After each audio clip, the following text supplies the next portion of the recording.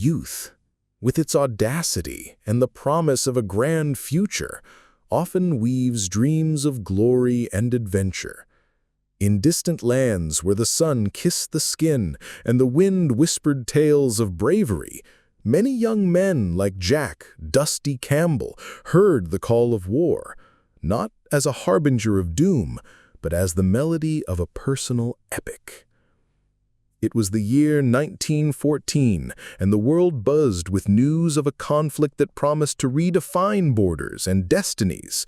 For Dusty, a farmer from the Australian outback, the routine of the farm, though arduous, seemed too small for the restless spirit that inhabited him. He yearned for something more, something that would take him away from the monotony of the fields and launch him onto a stage of heroism and meaning. The propaganda, with its vibrant posters and inflammatory speeches, painted war as a glorious journey, a chance to defend the homeland and forge a name. It was an adventure, they promised, and Dusty, with the naivety of his early 20s, believed. His days on the farm, under the scorching Australian sun, had molded a strong body and a resilient mind, but nothing had prepared him for the brutality that awaited. He dreamed of medals, of triumphant return, of the stories he would tell his grandchildren, never imagining the true cost of glory.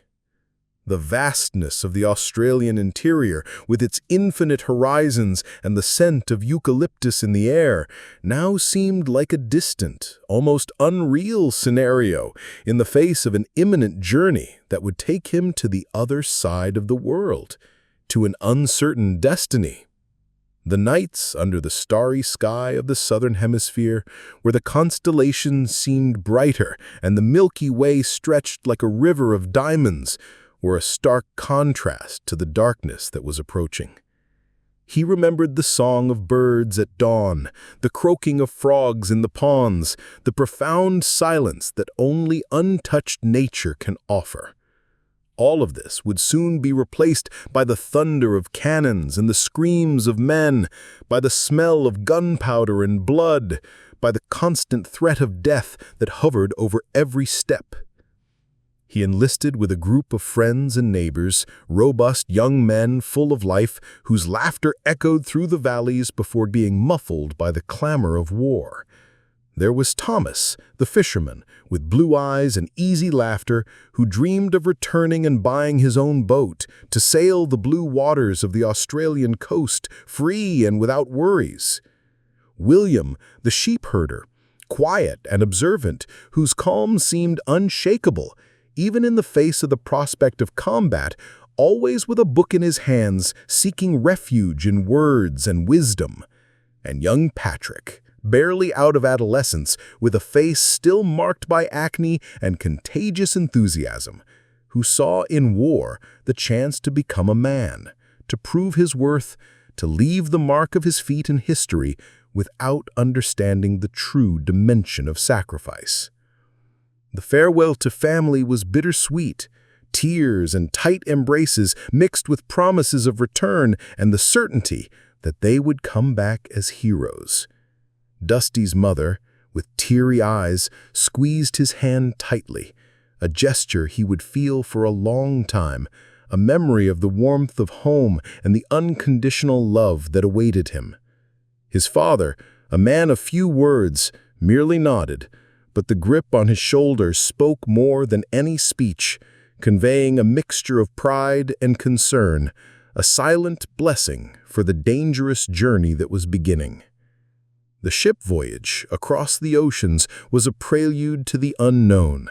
The days dragged on, punctuated by military exercises on deck and animated conversations about the future, about the girls they left behind, about plans for when the war ended, plans that seemed so real and achievable.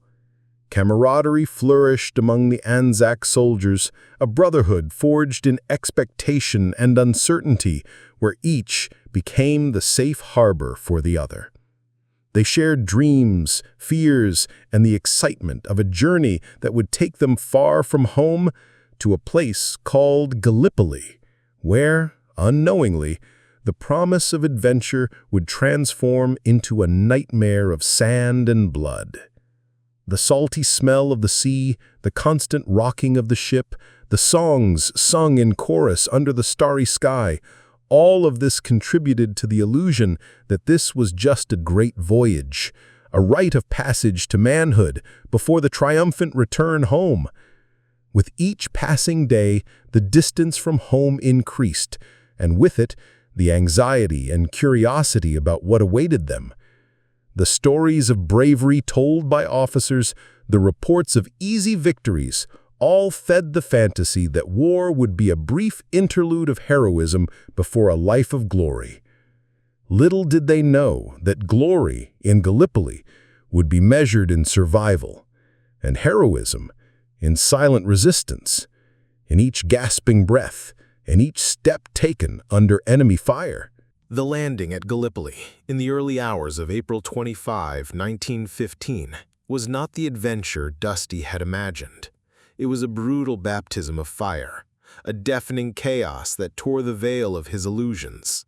The pre-dawn darkness was shattered by artillery flashes, transforming the horizon into a macabre spectacle of light and shadow. Silhouettes of ships and landing boats emerged from the mist, easy targets for Ottoman fury. The beach, which moments before seemed like a portal to glory, became a hell of fire and smoke, where the blue of the sea mixed with the red of blood. The roar of cannons was a continuous thunder. The dry crack of rifles and the buzz of bullets filled the air, while cries of pain and desperate orders were lost in the pandemonium. Dusty felt the sand under his boots, heavy and wet with dew and blood. The icy water of the beach, where many of his companions fell before even touching solid ground, was an ominous omen. The suffocating heat of the rising sun, which promised an even more infernal day, was already beginning to punish. The acrid smell of burned gunpowder, the metallic odor of blood, and the salt of the sea, mixed with sweat and earth, creating an olfactory symphony of despair. The impact of the rifle's recoil on his shoulder was a constant reminder of reality, and the roughness of his wet uniform stuck to his skin, a heavy burden of confusion, fear, and shock. Dusty's innocence and idealism disintegrated there, on those blood-stained sands, under the merciless gaze of an invisible but deadly enemy. The sound of projectiles tearing through the air, the dull impact of falling bodies, the smell of burned flesh, everything was etched in his memory, an indelible tattoo of horror. He crawled, dragged himself, seeking any cover, while the world around him exploded in a cacophony of destruction. With each step, the promise of adventure crumbled, revealing the raw and inhuman face of war. The taste of dust and fear filled his mouth, and the sound of his own heartbeat seemed deafening amid the pandemonium.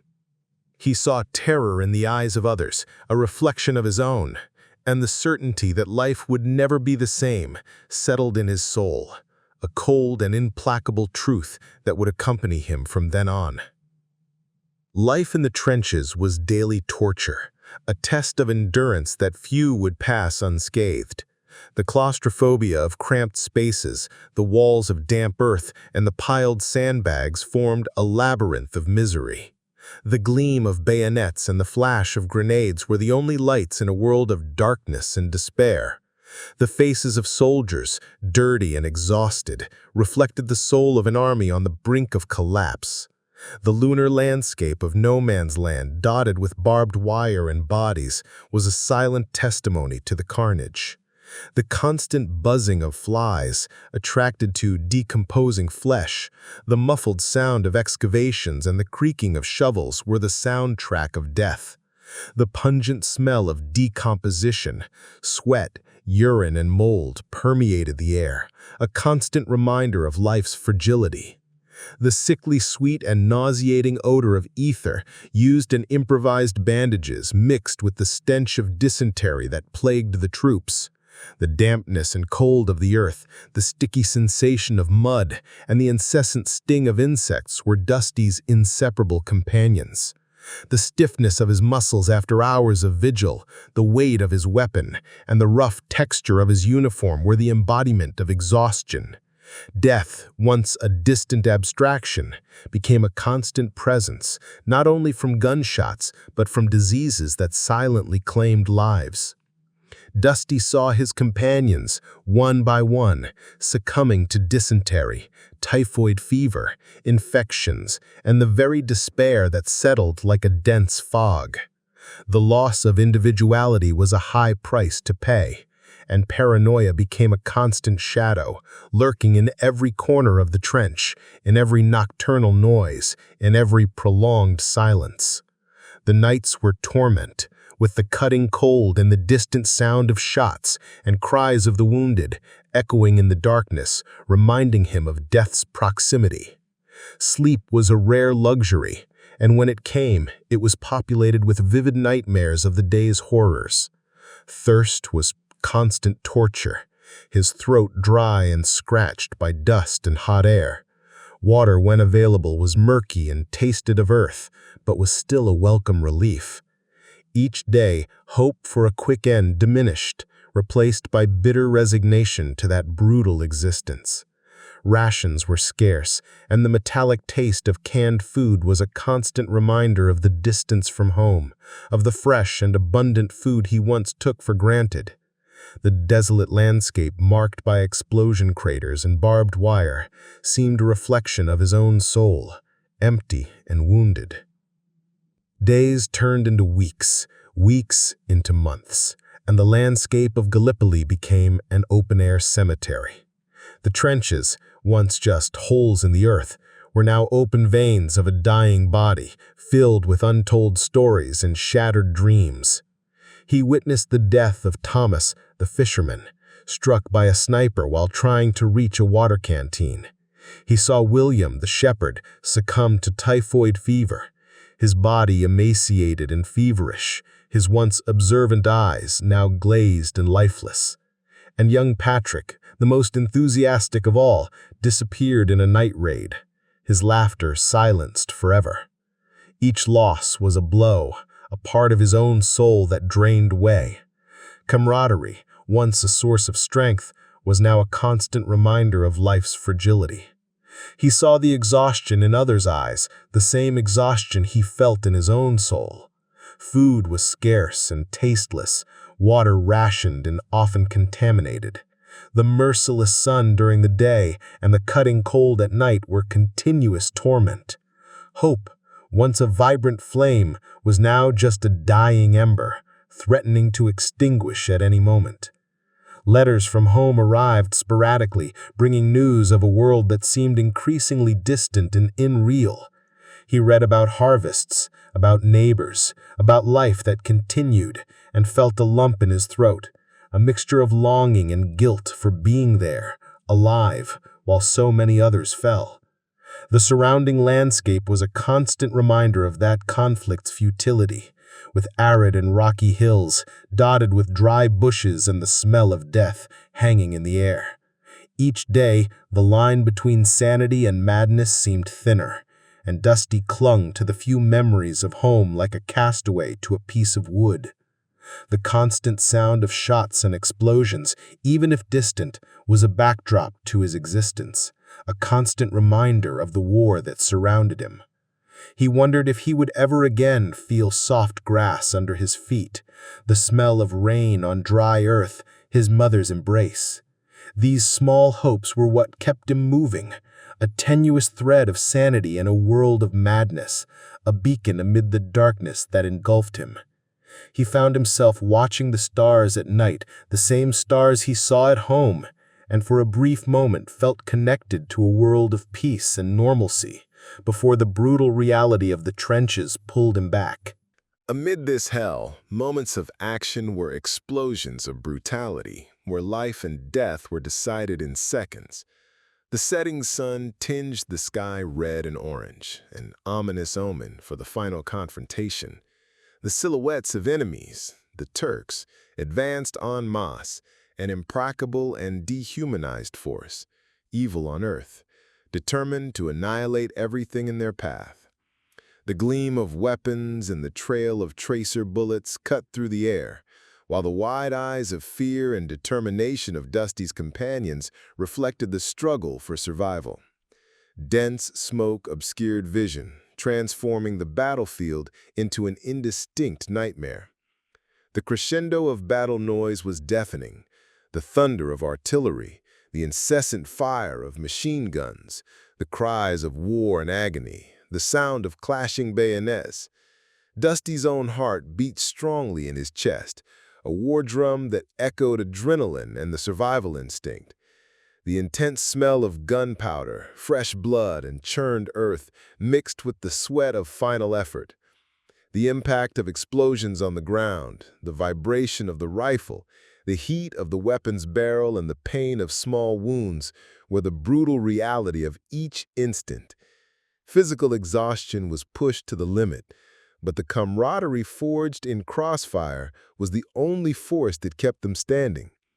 Dusty fought, not for glory, but for the lives of his brothers in arms, in a desperation that transformed into fury, into a determination that bordered on madness. Each movement was a prayer, each shot a plea for death to spare him, at least for one more instant. He moved like an automaton, his body responding to instinct's commands, his mind clouded by chaos, but still conscious of the enemy's constant presence, an omnipresent shadow that seemed to delight in others' suffering.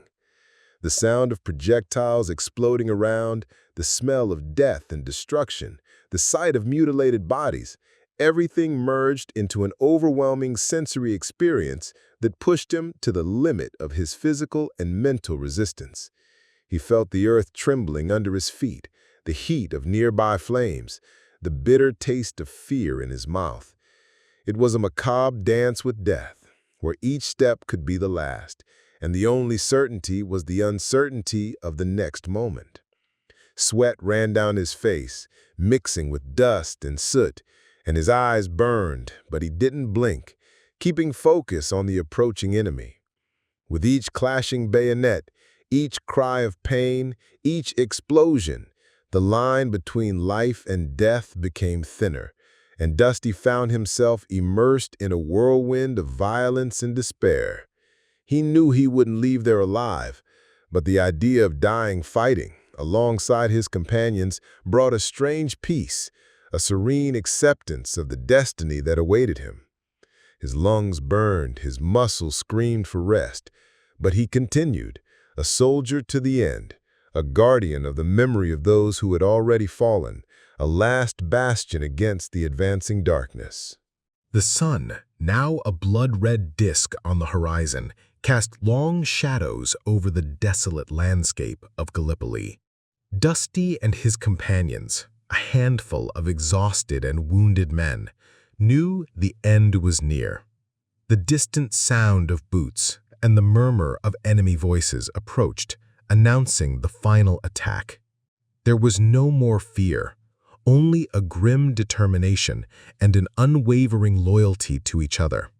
They positioned themselves, each in his place, their eyes fixed on the point from which evil would come. The air grew heavy, charged with an almost palpable tension, a silence that preceded the storm. It was the last act, and they were ready to face it together. With each passing minute, the darkness of the night deepened, and with it, the certainty that this would be the last battle for many of them. The smell of damp earth and the cold of the night mingled with sweat and fear, creating a dense and oppressive atmosphere. Dusty gripped the rifle in his hands, feeling the cold metal against his skin, a last comfort amidst the imminent chaos. He looked at the faces of his companions, each a reflection of his own exhaustion and determination. There were no words, only a silent understanding, a tacit promise to fight to the end, side by side. The cold wind of Gallipoli blew, bringing with it the smell of death and the promise of more blood. But they stood firm, waiting for the inevitable. The moon, a pale sliver in the sky, seemed silently observe the unfolding drama below, a mute testament to the futility of war. The distant sounds of shots and explosions, which had once been a constant backdrop, now intensified, announcing the imminent arrival of the enemy. They were few, but the determination in their eyes was unshakable, a flame that refused to die, a last glimmer of hope in a sea of despair. The attack came with the fury of a gale. Waves of Ottoman soldiers, screaming and shooting, advanced like an implacable tide. Their guttural and menacing war cries echoed through the night, a chorus of death approaching. Dusty and his comrades responded with a fierce fire, each shot a prayer, each bayonet a last act of defiance. The battlefield transformed into a whirlwind of smoke, screams, and the metallic clang of weapons. The roar of artillery was deafening, the incessant machine gun fire tore through the air, and cries of agony mingled with commands. Dusty fought with a ferocity he didn't know he possessed, driven not by the hope of victory, but by the honor of protecting his brothers. He saw familiar faces fall, one by one, but he did not waver. Physical pain was insignificant compared to the pain of loss, and the only thing that mattered was to fight to his last breath alongside those who had become his family in that hell. He felt the heat of the rifle barrel against his hand, the impact of the recoil on his shoulder, the adrenaline coursing through his veins, keeping him on his feet even when his legs threatened to give way. The enemies, once mere silhouettes, were now distinct figures, their eyes gleaming with implacable ferocity, their dark uniforms blending into the night. It was a struggle for survival, a primordial clash between life and death, where every second was an eternity. The smell of gunpowder and blood was intoxicating. The sight of fallen bodies around him, both friends and foes, was a constant reminder of life's fragility. He advanced, retreated, shot, reloaded in a frantic rhythm, his body moved by a force that seemed to come from elsewhere, a force born of despair and loyalty. The sound of projectiles exploding around him, the smell of death and destruction, the sight of mutilated bodies, everything merged into an overwhelming sensory experience that pushed him to the limit of his physical and mental resistance. He felt the earth trembling under his feet, the heat of nearby flames, the bitter taste of fear in his mouth. It was a macabre dance with death, where every step could be the last, and the only certainty was the uncertainty of the next moment. Sweat ran down his face, mixing with dust and soot, and his eyes burned, but he didn't blink, keeping focused on the approaching enemy. With each clashing bayonet, each cry of pain, each explosion, the line between life and death became thinner, and Dusty found himself immersed in a whirlwind of violence and despair.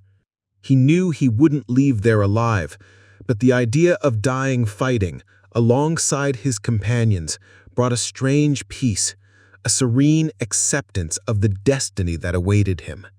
His lungs burned, his muscles screamed for rest, but he continued, a soldier to the end, a guardian of the memory of those who had already fallen, a last bastion against the advancing darkness, a beacon of resistance amidst the storm of steel and fire. A violent impact threw him backward. The metallic taste of blood filled his mouth, and a searing pain erupted in his chest.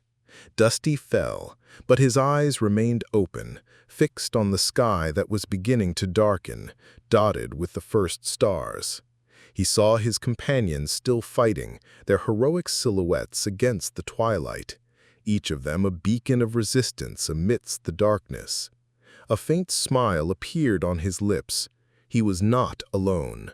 He would not die alone. The blood-stained letter remained in his pocket, a silent testament to his journey, his disillusionment, his acceptance, and his dignified death. He was gone, one among many, but his story, though untold in life, would echo forever, a whisper on the wind of Gallipoli, a silent lament that would cross time. His body, now inert, mingled with the red earth of Gallipoli, one with the soil that witnessed so much suffering and sacrifice.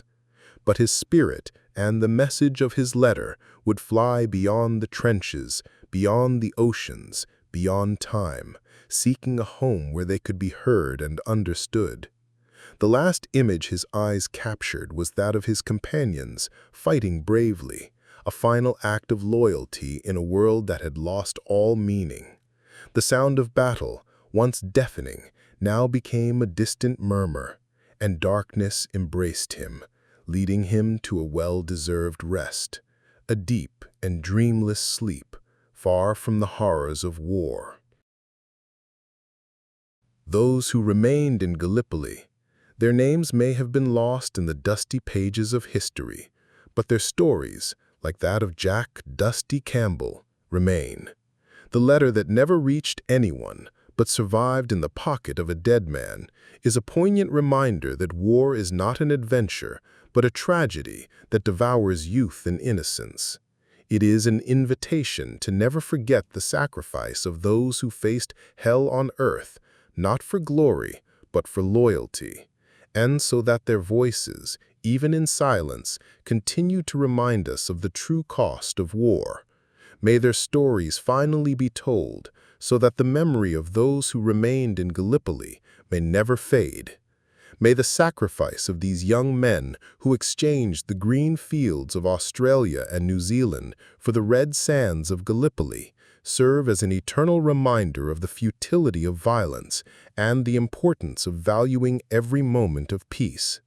May the courage and resilience demonstrated by them inspire future generations to seek a world where adventure is found in life and not in war. And may Dusty's letter, a fragment of hope and despair, continue to whisper the truth about Gallipoli, so that the world never forgets the price of freedom and the value of human life. May the dust of Gallipoli, which covered so many dreams and lives, be an eternal testament to bravery and sacrifice. And may the story of Dusty Campbell, the farmer who became a soldier, echo through time, a reminder that, even in the deepest darkness, humanity can find dignity and purpose.